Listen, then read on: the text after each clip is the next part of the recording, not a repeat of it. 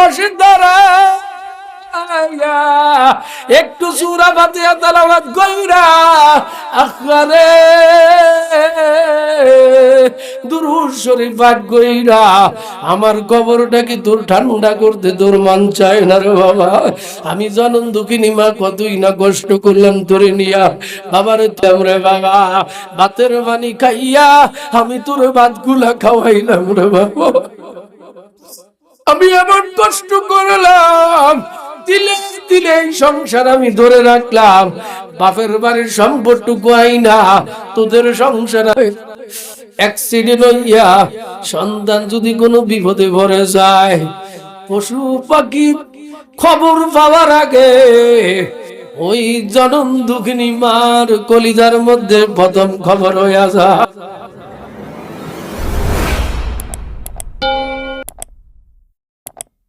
আজকে এই 25তম বার্ষিক ওয়াজ মাহফিলের সম্মানিত সভাপতি ওলামা ইকরাম মুরব্বিয়ানে ইসলাম, আমরা সকলেই মহান রব্বুল আলামিনের দরবারে শুকর আদায় করতেছি যে আল্লাহ রাব্বুল আলামিন আমাদেরকে ফিতনা ফাসাদের যুগে দ্বীনি এক পরিবেশে বেহেশতের বাগান জান্নাতের প্যান্ডেল দুনিয়ার মধ্যে সবচাইতে দামি এবং বরকতি মজলিসে আল্লাহ পাক উপস্থিত হবার তৌফিক দান করেছেন। এজন্য আমরা শুকরিয়া আদায় করি দিল থেকে, সবাই বলি আলহামদুলিল্লাহ। আর একটু জোরে বলি আলহামদুলিল্লাহ। আলহামদুলিল্লাহ। আজকের মাহফিলের প্রধান মেহমান, তিনি আশারের নামাজের আগে সোমনি চৌরাস্তা আসি ফুসি গেছে, হয়তো এখন পর্যন্ত আমাদের হাজি মার্কেটে চলে আসছে। কিছুক্ষণের মধ্যেই আমাদের মাহফিলের প্রধান মেহমান, আন্তর্জাতিক খ্যাতি সম্পন্ন মুফাসসিরে কোরআন হযরত মাওলানা কামাল উদ্দিন তাহিরি হাফিজাহুল্লাহ তাআলা হুজুর ইনশাআল্লাহ আলোচনা পেশ করবেন। আমি অনুরোধ করব যারা রাস্তাঘাটে দোকানে বসে আছেন মেহেরবানি করে এখনই চলে আসেন। অল্প সময়ের মধ্যে ইনশাআল্লাহ আমাদের হুজুর আমাদের মাঝে আসতেছেন। আমি আপনাদের সামনে কোরআনুল কারীমের 6666 আয়াতের মধ্য থেকে সূরা বনী ইসরাইলের একখানা আয়াতের অংশ বিশেষ তেলাওয়াত করেছি। বিশ্ব নবী মুহাম্মদুর রাসূলুল্লাহ সাল্লাল্লাহু আলাইহি ওয়াসাল্লামের অসংখ্য অগণিত একখানা হাদিস আপনাদের সামনে তেলাওয়াত করেছি।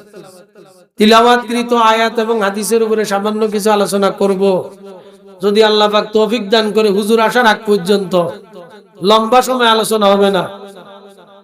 আল্লাহ রাব্বুল আলামিন এই আয়াতে কারিমার মধ্যে আল্লাহর ইবাদত পুরা করার পরে তার প্রিয় বান্দা বান্দীদেরকে আল্লাহ পাক নির্দেশ দিয়েছেন, ওয়া কাযা রাব্বুকা আল্লা তা'বুদু ইল্লা ইয়্যাহু ওয়া বিল ওয়ালিদাইনি ইহসানা। আল্লাহ রাব্বুল আলামিন এই আয়াতে কারিমার মধ্যে ঘোষণা করেন, যখন তোমরা আমার ইবাদত পুরা করো, এর পরবর্তীতে তোমাদের আপন মাতা পিতার প্রতি তোমরা যত্নবান হও, তোমাদের মাতা পিতার প্রতি তোমরা ইহসান করো, দয়া করো, তাদের সাথে এমন ব্যবহার করতে পারবা না যেই মা বাবার সন্তানের ব্যবহার উপরে অতিষ্ঠ হইয়া শব্দ ব্যবহার করে। হাদিসের মধ্যে আল্লাহর রাসূল বলেন, দুনিয়াতে যদি আল্লাহ রাব্বুল আলামিন আল্লাহর পরে যদি কাউকে সিজদা করার পারমিশন দিতেন, তাহলে প্রত্যেক সন্তানকে তার মা বাবা কে সিজদা করার অনুমতি দিতেন। অন্য হাদিসের মধ্যে আল্লাহর রাসূল বলেন, আল জান্নাতু তাহতা উম্মাহাতুকুম, জান্নাত হলো তোমার মা বাবার পদতলে। জান্নাত যদি কামাইতে চাও, তাইলে তুমি তোমার মা বাবার দিকে তাকাও, কারণ মা বাবার পায়ের নিচে সন্তানের বেহেশত। নবীজি বলেন, যার ঘরে মা আছে বাবা আছে, কোন সন্তান যদি খুশি হইয়া মাকে একটা জিনিস হাদিয়া দিয়া মায়ের সাথে একটু মোলাকাত কইরা মার দিকে তাকাইয়া মুস্কি হাসি দেয়, আর মাও যদি সন্তানের দিকে তাকাইয়া মুস্কি হাসি দেয়, আল্লাহর রাসূল বলেন তার আমল নামে একটা কবুলি হজের সওয়াব।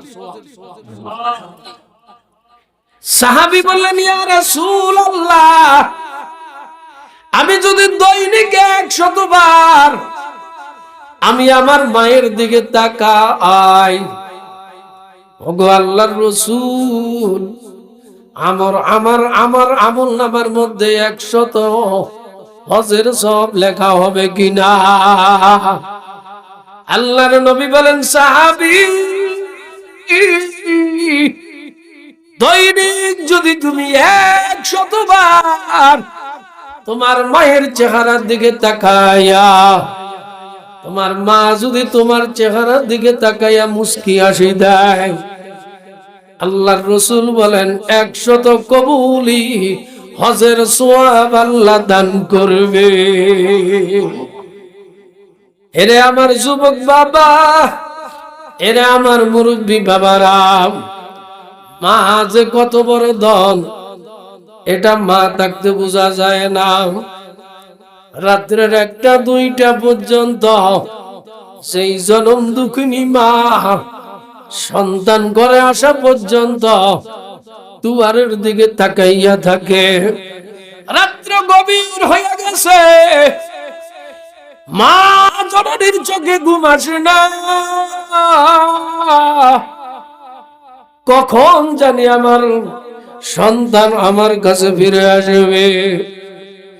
আহারে, তোমার ছেলে মেয়ে আরামের ঘুমকে যাইতে আছে, এমনকি তোমার বিবিও ঘুমাইতে আছে, কিন্তু দুগুনি মা যতক্ষণ পর্যন্ত সন্তান ফিরে না আসে ততক্ষণ পর্যন্ত চোখে ঘুম আসে না।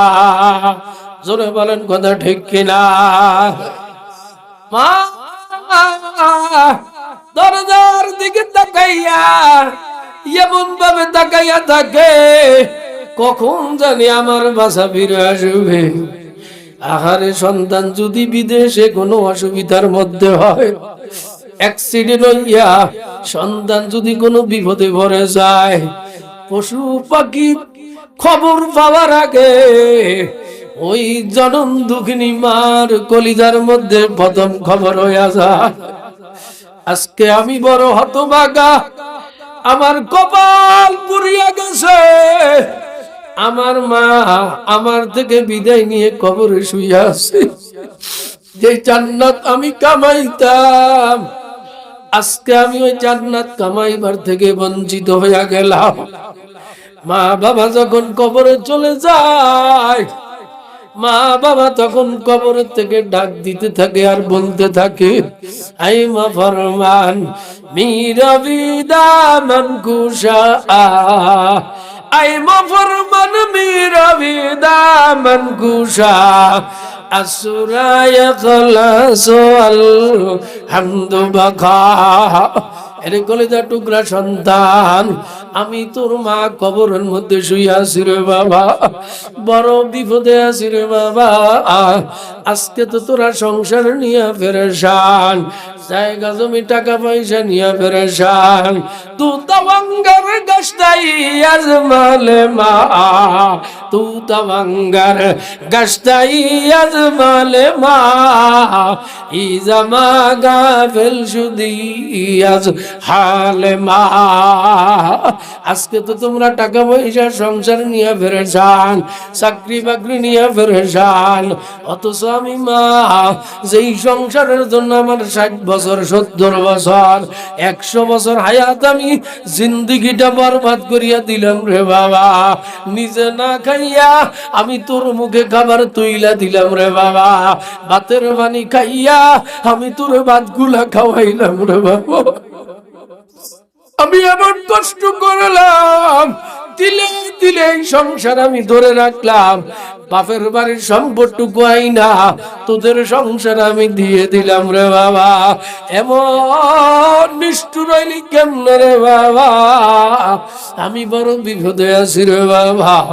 আমার কবরের মধ্যে একটা নয় দুইটা নয় জাহান্নামের 99টা সাপ হা করিয়া তাকে আছে রে কলিজার টুকরা সন্তান। তোর কি মন চায় না আমার কবর পাশে দাঁড়া একটু সূরা ফাতিহা তেলাওয়াত কইরা আখরে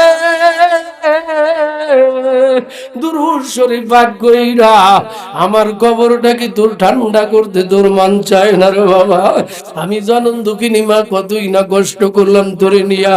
বাবারে তুই যখন আমার গর্ভে ছিলি 10 মাস 10 দিন আমি পেটে ধারণ করলাম, দুপুর বেলা যখন খানা খাইতে বসলাম তুই আমার কলিজার ভিতরে আকারে কলিজার মধ্যে এমন জোরে পা দিয়া পায়ের দ্বারা লাথি মারলি, আমি জনম দুঃখিনী মা বেহুশ হইয়া জমিনের মধ্যে ভরে গেছি রে বাবা। লজ্জা কাউকে কোনো কিছু বলতে পারি নাই রে বাবা। এত কষ্ট কইরা 1 মাস 2 মাস নয়, দীর্ঘ 10 মাস 10 দিন আমি তোরে পেটে ধারণ করলাম রে বাবা। এরপরে তুমি যখন ভূমিষ্ঠ হইলা রে বাবা, আহারে এই শীতের রাত্রে তোরে আমি ডান পাশে শোয়াছিলাম, ডান পাশে প্রস্রাব করিয়া দিছ, বাম পাশে নিয়ে শোয়াইলাম, বাম পাশে পায়খানা করিয়া দিছ রে বাবা।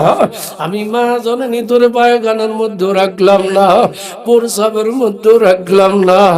এরে কলিজা টুকরা সন্তান, আমি মা দুঃখিনী তোরে বুকের মধ্যে নিয়া সারাটা রাত কাটাইয়া দিলাম, আমি দুঃখিনী মা ঘুমাইতে পারলাম না রে বাবা। এরে কলিজা টুকরা সন্তান, আজকে এই মাকে কেমনে ভুলিয়া গেলি রে বাবা? তাড়াতাড়ি ওই জাহানাবাদ বড় যুগী বাড়ি সংলগ্ন মসজিদের সামনে এরে বাবা আওয়াজ হইতে আছে রে বাবা। আখিরি মোনাজাতে আমি মায়ের কথা একটু স্মরণ কইরা, আমি দুঃখিনী বাবার কথা একটু স্মরণ কইরা, চোখের পানি চাইরা দিয়ে একটু দোয়া কর। রব্বির হামহুমা কামা রব্বায়ানি সগীরা, রব্বির হামহুমা কামা রব্বায়ানি সগীরা। হে আল্লাহ, আমার আব্বা আম্মার উপরে দয়া করো, মায়া করো, যেমনি ভাবে আমার মা বাবা আমাকে ছোটবেলায় তার স্নেহ মমতা আদর আর সোহাগ দিয়া যেমনি ভাবে বড় করেছে। বিগত একটা বাচ্চা ছিলাম, আমি দুনিয়ায় চলতেও পারতাম না, আমি খাইতেও পারতাম না, আমি করতেও পারতাম না। গভীর রাত্রে আমার মায়ের পাশে যখন আমি শুয়েছিলাম, আহারে ঘুমের মধ্যে গভীর রাত্রে আমার মা আল্লাহু আকবার হাতটা আমার গায়ের মধ্যে পড়ে গেল। আল্লাহু আকবার, আমি তখন বলতেও পারতাম না, মাগো তোমার এই বিশাল বড় হাতটা আমার গায়ের উপর থেকে সরাও, মাগো আমি তো মরিয়া গেলাম। আল্লাহু আকবার, আল্লাহু আকবার। আল্লাহ বলে বান্দা, ওই মুহূর্তে আমি তোর মার কলিজার ভিতরে এমন মায়া এমন মোহাব্বত আমি আল্লাহ তোর মায়ের কলিজার মধ্যে পয়দা করলাম, সৃষ্টি করে দিলাম তোর মা। তুই যখন গুনগুন শব্দ কইরা কান্না শুরু করিয়া দিলি, সাথে সাথে আমি আল্লাহ তোর মায়ের গভীর রাত্রের ঘুম আমি আল্লাহ ভাঙ্গাইয়া দিলাম। আহারে একদিন 2 দিন নয়, শত শত দিন আমার মা এইভাবে ঘুমের থেকে জাগিয়া সন্তানের জন্য কষ্ট করলো। আজকে তুমি হতভাগা সন্তান, কপাল পোড়া সন্তান, সেই সন্তান মা বাবার বড় কষ্ট দিবি। আল্লাহ বলেন, ও আমার উম্মতেরা, ও আমার বান্দা বান্দি, আমার ইবাদত করলে হবে না, সাথে সাথে আমার ইবাদতের পাশাপাশি ওয়াবিল ওয়ালিদাইনি ইহসানা, আল্লাহ বলেন তোমার মা বাবার প্রতি ইহসান করো, তোমার মা বাবার প্রতি দয়া করা। খবরদার, মা বাবার সাথে এমন ব্যবহার করা যাবে না যেই মা বাবা শব্দ বলিয়া বদদোয়া দেয়। আল্লাহু আকবার। আল্লাহর কাছে তিনটা দোয়া, তিন শ্রেণীর মানুষের দোয়া কবুল হয়ে যায়। মাজলুম ব্যক্তি যদি হাত উঠাই আল্লাহর কাছে দোয়া করে, যে যার উপরে জুলুম করা হইল, আরে নদী ভাঙ্গা একজন মানুষ, নিরীহ মানুষ নদী ভাঙ্গিয়া সব তার চলিয়া গেল, অন্য এলাকায় আসার পরে তোমার কাছে আশ্রয় নেওয়ার পরে এবার তুমি তার উপরে জুলুম করতে আসো, তার উপরে অত্যাচার করতে আসো, তার ঘরটা চুরি কইরা জিনিসপত্র সব লইয়া গেছ। এই লোকটা এলাকার কেউ, তার মা বাবা নাই, আপন স্বজন আত্মীয় স্বজন কেউ নাই, এই লোকটা মাজলুম, এই লোকটা মাজলুম। হাদিস শরীফের মধ্যে আছে এই মাজলুম লোকটা যখন নাকি আল্লাহর কাছে ফরিয়াদ করে, আয় আল্লাহ আমি জালেমের শিকার হইয়া গেলাম, আমি জুলুমের শিকার হইয়া গেলাম, আমি এলাকার কাহারো কাছে বিচার পাইলাম না, আল্লাহ আমি তোমার কাছে বিচার দিলাম। সাথে সাথে হাদিসে আছে আল্লাহ এই মাজলুমের লোকটার দোয়া সরাসরি আল্লাহ কবুল করিয়া ফেলে। দুই নম্বর, আল্লাহর রাসূল বলেন ওই ব্যক্তির দোয়া কবুল হয়, মুসাফির ব্যক্তির দোয়া কবুল হয়ে যায়। মুসাফির অবস্থায় থাকা অবস্থায় যেই কোনো মুসাফির দোয়া করবে আল্লাহ পাক কবুল করবে। আজকে আমাদের মাহফিলের প্রধান মেহমান, এই যে আমাদের মেহমান আসতে আছে, এই আল্লাহর বান্দা মুসাফির অবস্থায় যদি দোয়া করে, আখির মুনাজাতে যদি দোয়া করে, আলহামদুলিল্লাহ আল্লাহর হাবিব হাদিস অনুযায়ী তার দোয়াও কবুল হইয়া যাবে। জোরে গান সুবহানাল্লাহ। তিন নম্বর, আল্লাহর রাসূল বলেন সন্তানের জন্য যদি পিতা মাতা দোয়া করে অথবা বদদোয়া করে, আল্লাহু আকবার, এই মাতা পিতার দোয়া সরাসরি আল্লাহ কবুল করে ফেলে। এই জন্য আল্লাহর রাসূল হাদিসের মধ্যে ফরমান, এরে আমার উম্মত, মা বাবার বদদোয়া থেকে বাঁচিয়া থাকো। মা বাবা যে সন্তানের উপরে খুশি, আল্লাহ বলেন আমি ওই সন্তানের উপরে খুশি। জোরে গান সুবহানাল্লাহ। আর মা বাবার উপরে, মা বাবা যে সন্তানের উপরে বদদোয়া দেয়, মা বাবা যে সন্তানের উপরে নারাজ, যেই সন্তানের উপরে নারাজ, আল্লাহ বলেন আমি ওই সন্তানের উপরে নারাজ। বাচ্চা হারুনুর রশিদ জীবনে 100টা ওয়াজ করেছে, 101 ওয়াজ করার জন্য যখন রওনা দিল, আল্লাহু আকবার, আল্লাহর ওলি ডাকিয়া বলতে আছে, রে হারুনুর রশিদ বাদশাহ, জীবনে যত ওয়াজ করাও কোন হজ তো তোমার আল্লাহর দরবারে কবুল হবে না। কয় কেন? কয় যেহেতু তোমার মা, তোমার মায়ের অন্তরে তুমি আঘাত দিছ। সাথে সাথে হারুনুর রশিদ বাদশাহ আল্লাহু আকবার মায়ের পাও দইরা বইরা রইছে, মাগো যতক্ষণ পর্যন্ত তুমি মাফ না করবা আল্লাহ আমাকে মাফ করবে না। আমার বাইরে একটু খেয়াল করে শুনেন, রাসূলের সাহাবী হযরতে আলকামা রাদিয়াল্লাহু তাআলা আনহু, আল্লাহু আকবার, ইন্তেকালের সময় হইয়া গেল, হযরতে আলকামার জবান দিয়া কালিমা বাইর হয় না, সাহাবীরা পেরেশান হইয়া গেল, মৃত্যুর সময় যদি কালিমা নসিব না হয় বেঈমান হইয়া মারা যাবে। কারণ আল্লাহর রাসূল বলেন যার শেষ কথা হবে লা ইলাহা ইল্লাল্লাহু মুহাম্মাদুর রাসূলুল্লাহ, আল্লাহর হাবিব বলেন যার শেষ কথা হবে লা ইলাহা ইল্লাল্লাহ, নবীজি বলেন ফাদাখালাল জান্নাহ। জোরে গান সুবহানাল্লাহ। শেষ মুহূর্তে আল্লাহর জিকির করতে করতে আল্লাহর ফজলে গরমে যার মৃত্যু হয়ে যাবে, নবীজি বলেন ওই উম্মত সরাসরি আল্লাহর জান্নাতে চলে যাবে। জোরে গান সুবহানাল্লাহ। সাহাবীর কলেমা নসিব হয় না, পেরেশান হইয়া নবীজির কাছে দৌড় দিল, ইয়া রাসূলুল্লাহ, সাহাবীর জবান দিয়া কালিমা নসিব হইতেছে না।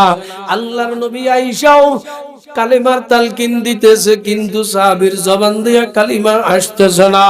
আল্লাহর নবী চিন্তায় পড়ে গেলেন, আমার সাহাবীর কেন জবান দিয়া কালিমা বাহির হইতেছে না? কারণ কি, সমস্যা কি? যেহেতু আমি নবীজি জিন্দা আছি, আমার সাহাবীর জবান দিয়া কেন কালিমা বাহির হয় না? আল্লাহর নবী কিছুক্ষণ পরে ডাক দিয়া আলকামার মাকে, সাহাবীর মাকে বলতে আসে, ও আলকামার মা, মনে হয় তোমার মনে তোমার সন্তান তোমার কলিজার মধ্যে আঘাত দিছে, তুমি সন্তানের প্রতি মনে হয় নারাজ, এই কারণেই তোমার ছেলের জবান দিয়া কালিমা বাহির হয় না। দয়া করি তোমার ছেলেটারে তুমি মাফ করে দাও। আমার সাহাবী কালিমা পইরা ঈমান নিয়া কবরে চলে যা। আলকামার মা পর্দার আড়াল থেকে ডাক দিয়ে বলে, ইয়া রাসূলুল্লাহ, ইয়া হাবিবাল্লাহ, আমার এই ছেলের প্রতি আমার যথেষ্ট মনে কষ্ট, নবী গো, আমি এই ছেলেকে মাফ করতে পারবো না। আল্লাহর রাসূল সাথে সাথে সাহাবীদেরকে নির্দেশ দিলেন, ও আমার সাহাবীরা, লাকড়ি তালাশ করো, আগুনের কুণ্ডলি তৈরি করো, আমার এই সাহাবীকে দুনিয়াতে তাইকা শাস্তি দেওয়া লাগবে। যেহেতু সাহাবীর মা, তার উপরে মনে কষ্ট, মা সন্তানের উপরে মনে কষ্ট, এই কারণে আল্লাহ ওই সন্তানের উপরে কষ্ট, যার কারণে জবান দিয়া কালিমা বাইর হয় না। তারা লাকড়ি তালাশ করা হইল, ওই সাহাবীকে আল্লাহু আকবার প্রজ্বলিত আগুনের কুণ্ডলি তৈরি করা হইল। দুইজন সাহাবীকে নির্দেশ দিলেন, ও আমার সাহাবীরা, আলকামাকে ধইরা আগুনের মধ্যে নিক্ষেপ করো। আল্লাহু আকবার। দুই সাহাবী আলকামাকে হাতে ধইরা আগুনের মধ্যে নিক্ষেপ করবে, আর সাহাবীর মা দরজায় দাঁড়াইয়া ছেলের দিকে তাকাইয়া আছে। একেবারে যখন আগুনের কুণ্ডলীর কাছাকাছি চলে গেল, সাহাবীর মা দরজা থেকে ডাক দিয়ে বলে, ইয়া রাসূলুল্লাহ, আমার ছেলের আগুনের মধ্যে ফেলবেন না। ইয়া রাসূলুল্লাহ, পৃথিবীতে এমন নিষ্ঠুর মা নাই যেই মায়ের কাছে সন্তান বিপদের সময় মা ব্যতীত হয় না। ইয়া রাসূলুল্লাহ, আমার কলিজায় মানায় না, আমার সন্তান আমার কলিজার মধ্যে যত বড় আঘাত দেখ না কেন, কিন্তু আমি দুঃখিনী মা, এই মুহূর্তে আমার সামনে আমার ছেলেকে আগুনের মধ্যে ফেলবেন, আমি মা হইয়া সহ্য করতে পারি না। ইয়া রাসূলুল্লাহ, এই মুহূর্তে আমার কলিজার টুকরা সন্তান আমার কলিজার মধ্যে যত আঘাত দিয়েছে, আমি সাথে সাথে এই মুহূর্তে আমি মাফ করে দিলাম। সুবহানাল্লাহ। সাথে সাথে আগুনের কুণ্ডলী নিভিয়া গেল। আল্লাহু আকবার। আলকামার জবান দিয়া কালিমা নসিব হয়ে গেল। জোরে বলেন সুবহানাল্লাহ, আর জোরে বলেন সুবহানাল্লাহ। এই জন্য আমার ভাইরা, বর্তমান যুগের ছেলে মেয়েরা মা বাবার খেদমত করতে রাজি না, মা বাবার প্রতি অযত্ন অবহেলার কারণ হয়ে যায়। মাকে ঘর থেকে অনেক সময় অনেক কপাল ভরা সন্তান বের করে দেয়, ঔষধের টাকা ঠিক মতো দেয় না। হাকারে সুখে আসো দুঃখে আসো, যতদিন তোমার মা তোমার কাছে আছে মনে করবা বিশাল নেয়ামত আল্লাহ তোমার কাছে রাখছে। জোরে কোন কথা ঠিক কিনা? যখন নাকি তোমার মুরব্বী তোমার থেকে বিদায় হয়ে যাবে, তখন তুমি বুঝবা এই মা বাবা কি জিনিস। এই জন্য আল্লাহ রাব্বুল আলামিন বলেন, ওয়াকাযা রাব্বুকা আল্লা তা'বুদু ইল্লা ইয়্যাহু ওয়া বিল ওয়ালিদাইনি ইহসানা। আল্লাহ বলেন, বান্দা আমার ইবাদতের ভরে তোমার মা বাবার প্রতি দয়াবান হও, যত্নবান হও। খবরদার মা বাবার সাথে বেয়াদবি করবা না। আমার ভাইরা ও আমার যুবক বাবারা, যতদিন জীবিত থাকবো কোনদিন মা বাবার অন্তরে আঘাত দিব না। কোটি টাকা লোকসান হইতে পারে, সব সম্পত্তি মা বাবা আরেক ভাইকে দিয়া দিতে পারে। এরে বাবারে, তুমি যদি এক করা জমিনও নাও পাও, একটা ডিসিম সম্পদ নাও পাও, যদি মা বাবার দোয়া লইতে পারো, মনে রাখবা মৃত্যু পর্যন্ত আল্লাহ তোমাকে ইজ্জতের খানা খাওয়াইবে। জোরে কোন কথা ঠিক কিনা? এই জন্যই আল্লাহর রাসূল বলেন, যেই সন্তানের উপরে মা বাবা খুশি, আল্লাহ ওই সন্তানের উপরে খুশি। আমাদের এই সমাজে অনেক ছেলেদের ব্যাপারে মা বাবার পক্ষ থেকে বিচার আছে। হুজুর, আমার ছেলেটা আমার খোঁজ খবর নেয় না, আমার সাথে ভালো ব্যবহার করে না, এর কপাল পুড়িয়া যাবে যদি বাবা মার মনে আঘাত তুমি দাও। অনুরোধ করবো রে বাবা, যতদিন মা বাবা জীবিত আছে, আহা নেয়ামত মনে করো। যতটুকু সম্পদ তৌফিক অনুসারে মা বাবার খেদমত করা। অনেক সময় বৃদ্ধ মা বাবা যখন বয়স হয়ে যায়, মা বাবার কোনো কথা খেয়াল থাকে না, বারবার সন্তানকে জিজ্ঞাসা করে, বাবা এই জিনিসটা কি, এই জিনিসটা কি। অনেক সময় অনেক সন্তান মা বাবাকে ধমক দেয়, এইবারে এতবার বললাম তুমি বুঝলা না। এরে সন্তান, তোর তখন ওই কথাটা মনে দরকার ছিল। আরে তুই যখন শিশু ছিলি, তুই শিশু অবস্থায় তোর আব্বা আম্মাকে 100 বার জিজ্ঞাসা করছ, আব্বু এইটা কি, আব্বু এইটা কি। 100 বার তোমার বাবা উত্তর দিয়েছে, বিরক্ত হয় নাই। জোরে কোন কথা ঠিক কিনা? আজকে তোমার মা বাবা অধিক বয়স হওয়ার কারণে শিশু বাচ্চা হয়ে গেছে, মা বাবা বয়স হওয়ার কারণে অল্প বয়স হওয়ার কারণে আল্লাহু আকবার শিশু বাচ্চা হয়ে গেছে। মা বাবার বয়স যত বাড়বে তত তার বুদ্ধি কমিয়া যাবে, শক্তি কমিয়া যাবে, আল্লাহু আকবার দুর্বল হয়ে যাবে। ও আমার মায়েরা, ও আমার